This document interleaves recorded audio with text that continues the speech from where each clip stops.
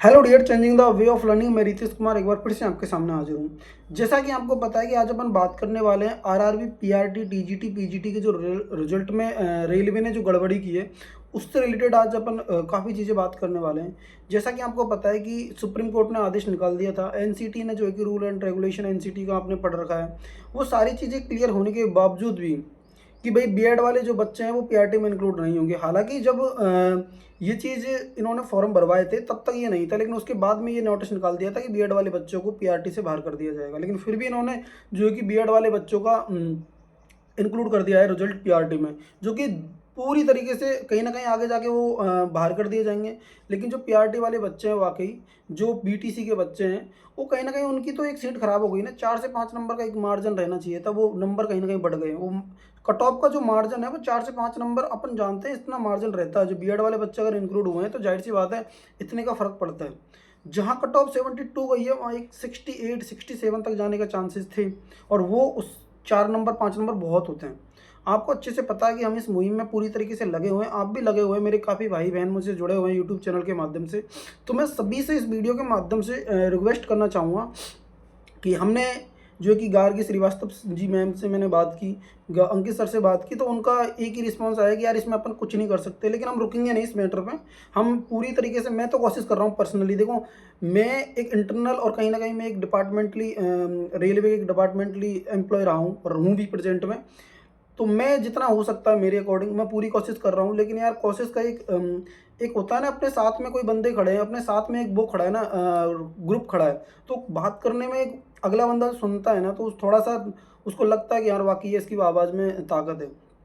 तो मेरा कहने का जो आज वीडियो को बनाने का जो उद्देश्य है वो यही है कि प्लीज़ आप जितने भी भाई अगर मेरे साथ नहीं खड़े रह सकते, मेरे साथ नहीं आ सकते यहाँ पे, तो आप अपने जोन में जाके, आप सभी से मेरी रिक्वेस्ट है, अपने जो नज़दीकी अगर कोई जॉन है तो अपने जॉन में जाके आप इस चीज़ के बारे में बताए, वहाँ जाइए। जितने भी इकट्ठे हो सकते हैं, एक दो ना जाए प्लीज़, कम से कम 8 से 10 लोग, चाहे वो उसमें वो पीआरटी के बच्चे हैं नहीं है, आपके साथ के बच्चे हैं नहीं है, लेकिन साथ में ज़रूर लेके जाए। एक भीड़ कहीं ना कहीं आप उनका एक सुनने का तरीका होता है ना। देखिए, जब एक इंसान अकेला जाता है ना तो उनका एक अलग नज़रिया होता है देखने का।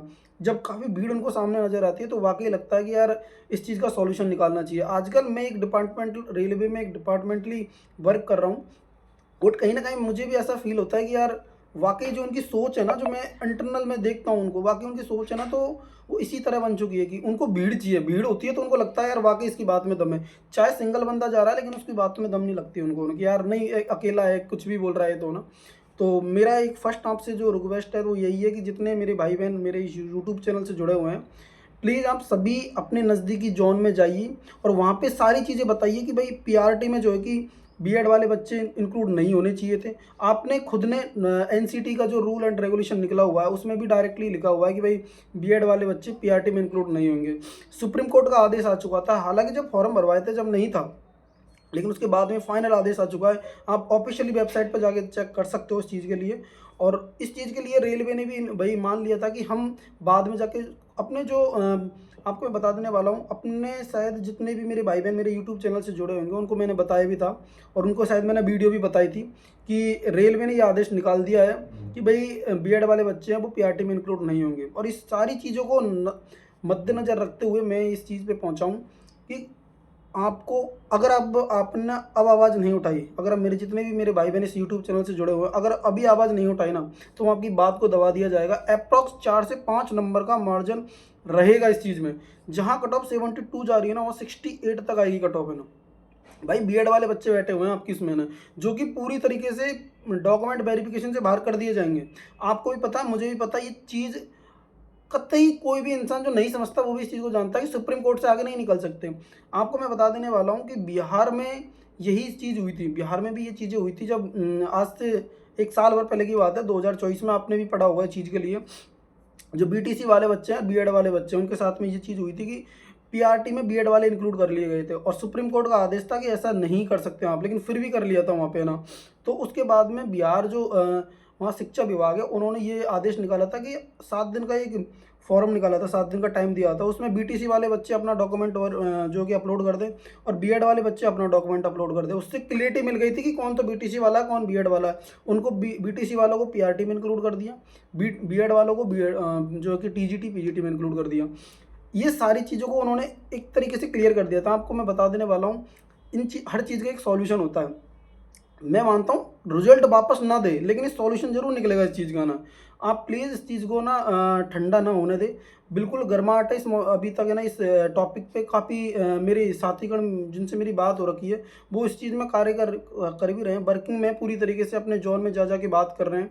लेकिन मुझे इतना तो श्योर हूँ मैं कि कहीं ना कहीं इस चीज़ का सॉल्यूशन निकलेगा। लेकिन मेरे काफ़ी भाइयों से मेरे वीडियो के माध्यम से बताने वाला हूँ कि आप अपने नज़दीकी जोन में जाए और सारी चीज़ों को उनके सामने रखें। और मैंने और मेरे साथ में जो जुड़े हुए हैं अंकित सर, जो मेरी पर्सनली उनसे मेरी बातें हो रही है, और अपनी गार्गी श्रीवास्तव मैं उनसे भी मेरी बात हो रही है। तो उन्होंने एक ही चीज़ बोला है कि अपन एक काम करते हैं, ईमेल के माध्यम से कुछ नहीं होने वाला। ईमेल पूरी तरीके से हमने कर ली है, कोई रिस्पॉन्स नहीं आया है। लेकिन अब अपन को काम करना है कि जितने भी आरटीआई जितने भी जोन है उसमें आरटीआई लगानी है। सबको आरटीआई लगानी है, जितने मेरे भाई जुड़े हुए हैं। आरटीआई में सिर्फ 10 रुपये लग रहे हैं, ज़्यादा नहीं लग रहा आपका कुछ भी ना। 10 रुपये लग रहे हैं, आप आरटीआई लगाइए। मैंने तो लगा दी है पर्सनली, आपको बता दूं, सिर्फ चेन्नई जोन को मैंने नहीं लगाई है अभी तक। चेन्नई और इलाहाबाद दोनों जोन रह रही है मेरी, बट ज़्यादातर जोन मैंने पूरी को लगा दी हूँ। जहाँ तक मैंने अभी कॉपी में लिखा हुआ चेन्नई, और उसको मैं अभी लगाने वाला ही था, बट थोड़ा सा मेरा कुछ काम आ गया। मैंने पूरी जोन को मैं लगाने वाला हूँ आरटीआई, और मैम ने भी लगा दी है। बट अंकित सर अभी उनसे मना कर दिया है, वो नहीं लगाई कोई ना। बट हम दोनों ने लगा दी, मैम ने। आप जितने भी मेरे साथ में जुड़े हुए हैं लोग, सारे आप आरटीआई लगाइए। आरटीआई से एक फ़र्क पड़ता है उन चीज़ों को कि यार एक ही क्वेश्चन क्यों आ रहा है हमारे पास बार बार, है ना। इसका मतलब इस चीज़ के बारे में अपन को देखना चाहिए। सारी चीज़ें देखो, एक ग्रुप में जाती है ना कहीं कलेक्टिविटी में जब जाती है ना कोई चीज़ें, तो उस पर लोग ध्यान देते हैं। तो और आप अपना ये जो चल रहा है टॉपिक, उसको बिल्कुल ठंडा ना होने दें। हम इस चीज़ का कहीं ना कहीं कोई सॉल्यूशन निकाल के लेके आएंगे। मैं इंटरनल डिपार्टमेंटली एक वर्किंग करता हूँ, तो कहीं ना कहीं मैं भी इस चीज़ के बारे में पूरा लगा हुआ हूँ।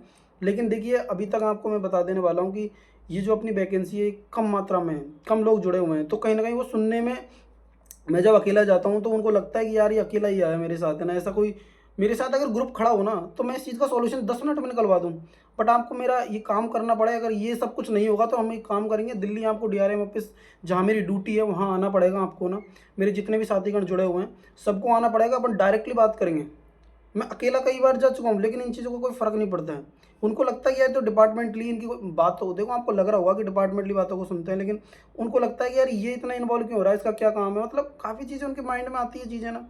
और हम अनऑफिशियली वीडियो बनाते हैं, ऑफिशियली हमको ये मान्यता प्राप्त नहीं है। ये चीज़ें हम आपको बता देने वाला हूँ, हम ऑफिशियली यूट्यूब पर नहीं डाल सकते चीज़ें। बट फिर भी आपको मेरे साथ खड़ा रहना पड़ेगा। अगर अपन को ऐसा लगा कि भाई कोई रिस्पांस नहीं आ रहा, तो सभी को मेरे साथ आना पड़ेगा दिल्ली डीआरएम ऑफिस यहीं, और यहीं से सारी चीज़ें जो है कि निकल के आती है। बट आप फिर भी एक अपने नज़दीकी जोन में जाके और जो है कि सारी चीज़ें रखेंगे, तो उससे मुझे लगता है कहीं ना कहीं सॉल्यूशन निकल के आएगा। और आज की मेरा वीडियो बनाने का जो उद्देश्य था वो यही था कि आप सभी को मैं जागरूक कर दूं इस चीज़ के लिए कि ईमेल का अभी तक कोई रिस्पांस नहीं आया है। आप एक बार आरटीआई लगा लीजिए अपनी जोन में, और अगर नज़दीक है तो आप जा सकते हो। एक बार जाके आप प्लीज़ थोड़ा सा ना इस चीज़ के बारे में उनके सामने रखिए इस मुद्दे को। Thank you, have a nice day. जितना जल्दी हो सकता है हम इस चीज़ पे काम कर रहे हैं, कोई ना कोई सॉल्यूशन लेके आएंगे। Thank you, have a nice day.